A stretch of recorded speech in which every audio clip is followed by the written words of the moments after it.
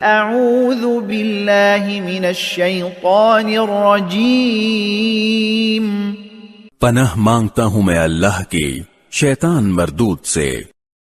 یا ایہا الذین آمنوا اتقوا اللہ وآمنوا برسولہ یؤتکم کفلین من رحمتہ وَيَجْعَلْ لَكُمْ نُورًا تَمْشُونَ بِهِ وَيَغْفِرْ لَكُمْ وَاللَّهُ غَفُورٌ رَحِيمٌ۔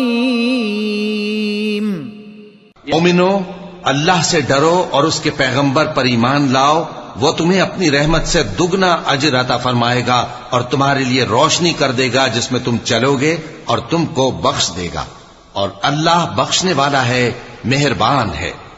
لئلا يعلم أهل الكتاب ألا يقدرون على شيء من فضل الله وأن الفضل بيد الله يؤتيه من يشاء والله ذو الفضل العظيم۔